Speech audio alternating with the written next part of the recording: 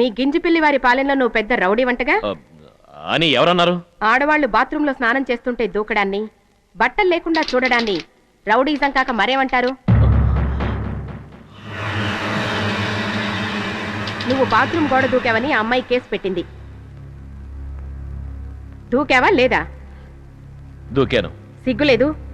దొడ్లో ఉంది నిన్ను కట్టుకున్న భార్య అనుకున్నావా? నీకు పుట్టిన బుద్ధేనా లేకెవరన్నా చెబితే దూకావా? నేనే దూకాను. ఎందుకు దూకావు? ఎందుకంటే ఏం చెప్తామండి, మీకు జడ్జి అవ్వాలనిపించింది అయ్యారు, నాకు దూకాలనిపించింది దూకాను. చట్ట ప్రకారం ఇతను మానభంగం చేయడం గాని అందుకు ప్రయత్నించాడని గాని ఆధారం లేకపోవడం వల్ల ఇది స్త్రీ గౌరవాన్ని కించపరిచే చర్యగా భావించి ముద్దాయికి 3 నెలల జైలు శిక్ష, 1000 రూపాయల జరిమానా విధిస్తూ. ఎక్స్క్యూజ్ మీ జడ్జి గారు, పూర్తి నగ్నంగా చూస్తే 1000 రూపాయలు, అర్ధ నగ్నంగా చూస్తే 500 అని వెలకట్టి నన్ను వెలయాలని చేయకండి.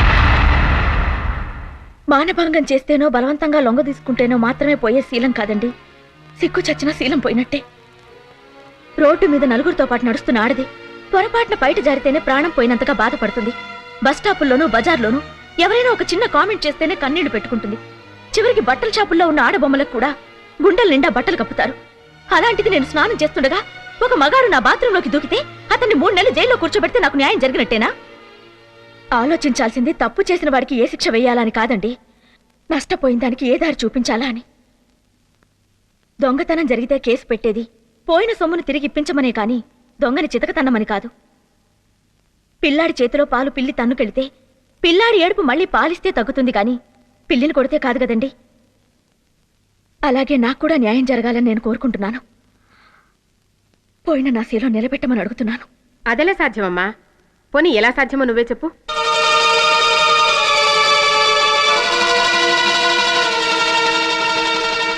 అతను నన్ను పెళ్లి చేసుకోవాలి.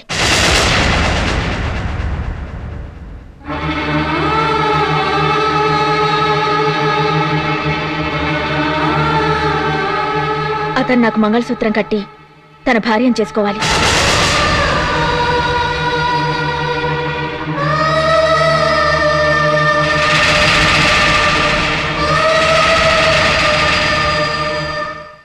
ముద్దాయి చేసిన నేరం వల్ల శిరీష అనుభవించిన మానసిక క్షోభ వల్ల రవీంద్ర ఆమెను పెళ్లి చేసుకోవడంతోనే న్యాయం జరుగుతుందని కోర్టు భావిస్తోంది. నేను చేసుకోనండి, ఇది అన్యాయం. కావాలంటే ఇంకో 1000 రూపాయలు కడతాను, ఇంకో 6 నెలలు జైల్లో అయినా ఉంటాను, అంతేగాని ఈ పెళ్లి మాత్రం చేసుకోను. Shut up. ఎస్ఐ గారు. Yes madam. ఇతని పెళ్లి మీ సమక్షంలో జరిపించండి. Okay madam. పెళ్లి తర్వాత ఆమెను హింసించినా వేధించినా ఇతనిపై కఠిన చర్యలు తీసుకోవలసిందిగా కోర్టు వారి ఆదేశంగా పరిగణించండి. మన కిడ్నాపింగ్ ప్లాన్ లీక్ అయింది. ఆ రవిగాడు కంకర్ రోడ్డు దాటి తార్ రోడ్డు ఎక్కేయడం లేదో జీప్ వచ్చి ధనాల గుద్దింది. పెడరెక్కలు విరిచి తీసుకెళ్తున్నారు. నా కళ్ళారా చూశాను. నెక్స్ట్ టార్గెట్ మీరే. ఆ రవిగాడిని పోలీసులు 2 పీకితే మీ పేరు కక్కుతాడు. సీఎం మర్డర్కి ప్లాన్ వేసేవని ఉమ్మేసి మరీ ఉరి తీస్తారు. అప్పట్లో పాకిస్తాన్లో బుట్టోకి జరిగింది, ఇప్పట్లో నవాజ్ షరీఫ్కి జరగబోతున్నది మీకు జరుగుతోంది. కారడానికి రక్తపు చుక్క లేకుండా మీకు కోటింగ్ ఇస్తారు. కాబట్టి నేను చెప్పేది విని ఒంటి మీద ఒక వెంట్రుక ముక్క లేకుండా గీకేసుకుని బుచ్చన్న పేరుని షేక్ చిన్నసత్తార్ సాహెబ్ సన్నా పెదబుడేమేయగా మార్చేసుకుని పైన పాకిస్తాన్కో కింద ఆఫ్ఘనిస్తాన్కో టిక్కెట్ దొరికితే దుబాయ్కో పారిపోండి. ఎందుకంటే రైల్వే ట్రాక్ల నుంచి రోడ్లు భవనాలు పేల్చేసే తీవ్రవాదులందరూ హ్యాపీగా బ్రతికేసే దేశాలయ్యి. మరి ఇక్కడ పనులు ఎవరు చూస్తారా? దుబాయ్ నుంచి దావూద్ ఇబ్రహీం చక్రం పట్ల అలాగే మీరు కూడాను. కావాలంటే స్టాంప్ పేపర్ల మీద పౌరా ఫటాన్ని రాసిచ్చేయండి, మొత్తం నేను చూసుకుంటా. పౌరా ఫటాన్నియా? కావాలంటే కౌలు పంపిస్తాను 17న. సార్ ఈ విషయం విన్నారా? విన్నాను. ఏం వారెంట్ వచ్చేసిందా? వారెంట్ ఏమిటండి, శిక్ష కూడా వేసేస్తే.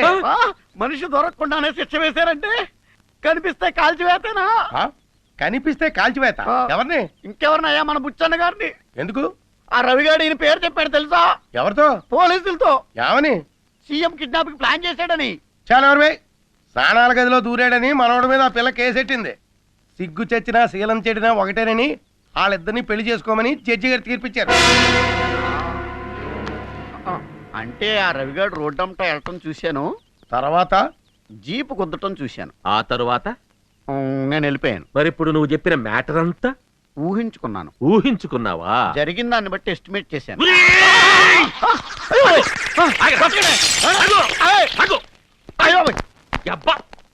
నీ దెబ్బకి షర్టు చేప కింద గుండె మంచిలోకి జారింది కదరా. ఇంతగా రవిగాడు ఎక్కడ? ఈ రోజే వాడి పెళ్లి కొడుకుని చేస్తున్నారు.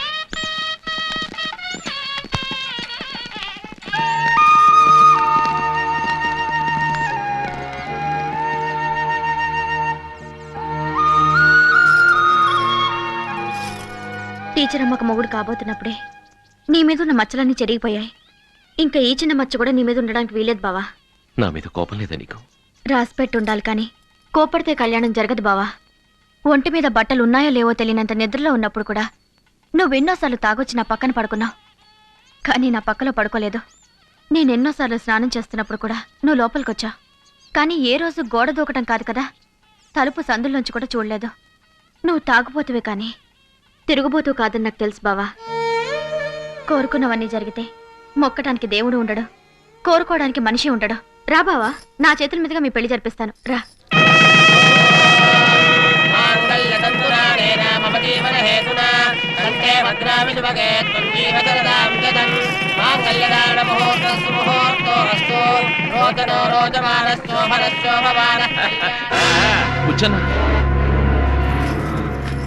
అన్నా, నన్ను క్షమించన్నా, ఇందులో నా తప్పేం లేదన్నా. నా బిడ్డ నాకు చెబుతాగా తెలియదు అనుకున్నావా? అయినా జరిగింది ఇంకోటి కాదుగా నానా, పెళ్లి శుభకార్యం. అమ్మాయి చాలా బాగుంది నానా. రేయ్ ఏది, ఇదిగో నీ తండ్రి నీ పెళ్లికిస్తున్న చిరు కానుక, తీసుకో. అన్నా, ఏయ్ అన్న కాళ్ళకి దండం పెట్టు, దండం పెట్టు. ఏయ్ నేనే దండం పెట్టమంటే మా అన్నయ్యకి పెడతాను, ఊళ్ళోకి రాగానే నీళ్ళిచ్చి సత్కరించిన మీ మావయ్యకి పెడతాను, ఆదరించిన ఊరి జనాలందరికీ పెడతాను.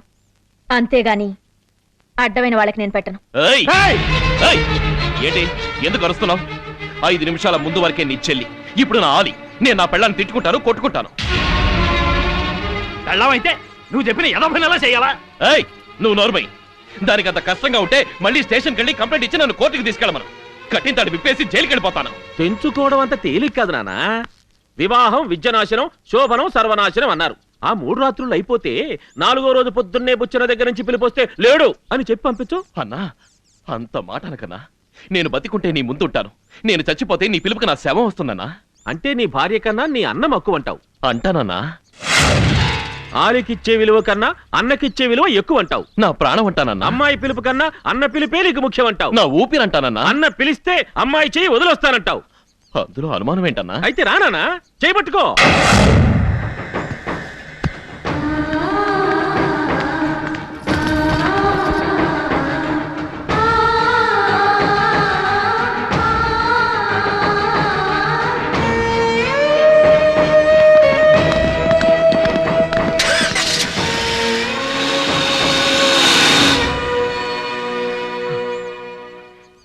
ఇట్లాంటి దరిద్రుని మొగుడుగా ఎట్ట కట్టుకున్నావమ్మా? గుడ్డి వాళ్ళకి మనం చెయ్యందిచ్చినా వాళ్ళు అడుగులైతేనే కానీ దారి పట్టించలేము. ఈడు అందించిన చేతిని నరుక్కుపోయే రకం. వాడేదో నా కూతురు కాదని నిన్ను కట్టుకున్నాడన్న బాధతో మాట్లాడలేదు తల్లి. అదృష్టం ఒక్కసారి పోతే తిరిగి రాదన్నది ఎంత నిజమో, దురదృష్టం ఒక్కసారి అంటుకుంటే వదిలిపోదన్నది కూడా అంతే నిజం. ఈ ఊరి పాలెటి దరిద్రాన్ని నీ నెత్తిన పెట్టుకొని నీ జీవితానికి నువ్వే గ్రహణం పట్టించుకున్నావు. కాదు బాబాయ్ గారు, గర్వపడుతున్నాను.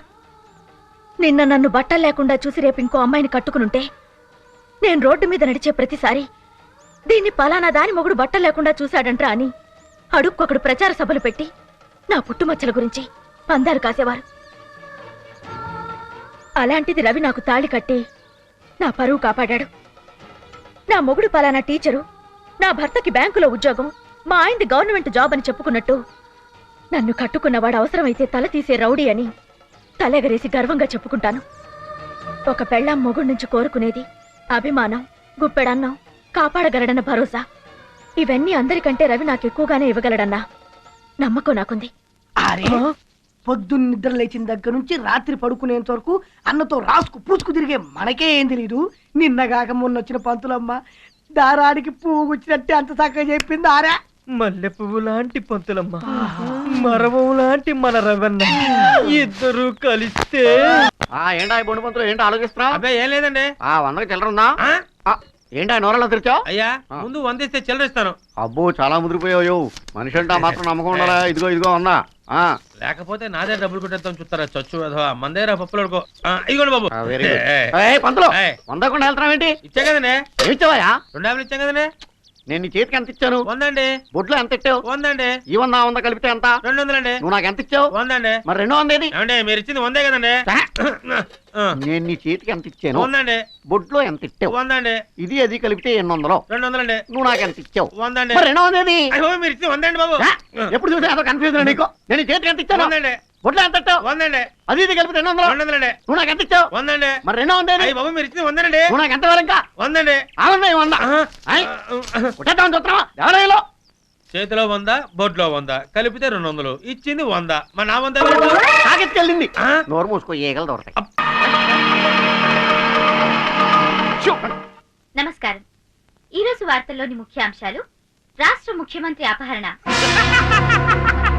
ఎప్పుడు బెలూన్ పై సీఎం కిడ్నాప్, అడ్డి ఈ రోజు మంత్రివర్గ విస్తరణ అనంతరం సీఎం ని ఓ గుర్తు తెలియని వ్యక్తి కిడ్నాప్ చేశాడు. ఈడు గుర్తు తెలియని వ్యక్తి ఏమిట్రా? నా కొడుకు, నా పెంపుడు కొడుకు, నా బుజ్జిరా, నా రెవన్నరా. వీడి పేరు చరిత్రలో బంగారక్షరాలతో రాయించి ట్యాంక్ బండి మీద శిల్పం చెక్కిస్తా. అజాత శత్రువు, సహనశీలి అయిన సీఎం ని వీడు అజాత శత్రువు ఏమిట్రా? నా ప్రథమ శత్రువు. సేమ్ క్యాస్ట్ వాడిని, సీనియర్ మోస్ట్ ఎమ్మెల్యే అని నన్ను కాదని పని చేసే వాళ్ళకే పదవులని చెప్పి కొన్కిస్కా గొట్టంగాలని మంత్రులు చేస్తాడా? కిడ్నాప్ చేసిన వ్యక్తి ఏ గ్రూప్ కి చెందినవాడు, ఏ గణశక్తి సభ్యుడు, ఏ తీవ్రవాద సంస్థకు సంబంధించిన వ్యక్తో తెలియరాలేదు. వాడు ఏ గ్రూపుకి చెందినవాడో, ఏ తీవ్రవాద సంస్థకు సంబంధించిన వాడో నాకు తెలుసురా. మీకు తెలుసా? చెప్పండి సార్, మీకు తెలుసా? కిడ్నాపర్ మీకు తెలుసా సార్? తెలుసా ఏమిటండి? అతనికి నాకు సంబంధం కూడా ఉంది. ఎలాంటి సంబంధం అని అడగరేమి నాన్న? బెదిరించే సొసైటీకి భయపడే భూస్వామికి ఉన్న సంబంధం, చంపేసే తీవ్రవాదికి చనిపోయే సామాన్యుడికి ఉన్న సంబంధం. అతను ఎన్నోసార్లు నాతో ఫోన్ లో మాట్లాడుతూ అన్నా, సీఎం దుర్మార్గుడు, మేకవన్నీ పులి, ఈ రాష్ట్రాన్ని దోచుకు తింటున్నాడు, అతన్ని ప్రజాకోర్టులో నిలబెడతాం అన్నాడు. తప్పు తమ్ముడు. సాక్ష్యాలు లేనంత కాలం ప్రజల దృష్టిలో సీఎం ఉత్తముడే. సాక్ష్యం తీసుకొచ్చి తర్వాత మాట్లాడు అని అన్నా. అతనితో మీకు ప్రత్యక్ష పరిచయాలు ఉన్నాయా? అతడు నా జిల్లా వాడేనండి. నా నియోజకవర్గం ఓటర్ కూడా. అతని పేరు? అసలు పేరు రవీంద్ర. లో చేరిన తర్వాత చాలా పేర్లు మార్చుకున్నాడు. Ravanna, alias Santosh, alias Sampath, alias Rahim. మన స్టేట్ తీవ్రవాద సంస్థకి సెంట్రల్ ఆర్గనైజరు. అతని గురించి మీకు ఇంకేమైనా తెలుసా? చాలా తెలుసండి. వాడికో పెళ్ళా ఉంది, అదో పంతులమ్మ. పొద్దంతా పెన్ను పడుతుంది, రాత్రి కాగానే కన్ను పడుతుంది. మధ్యాహ్న భోజనం స్కూల్లో తింటుంది, రాత్రి డిన్నర్ అడవుల్లో చేస్తుంది. పిల్లలకు నీతి గీతాలు నేర్పడం పోయి విప్లవ గీతాలు నేర్పుతూ పిల్లల్ని కూడా చెడుదారి పట్టిస్తుంది. దానికి చాలా పేర్లున్నాయి.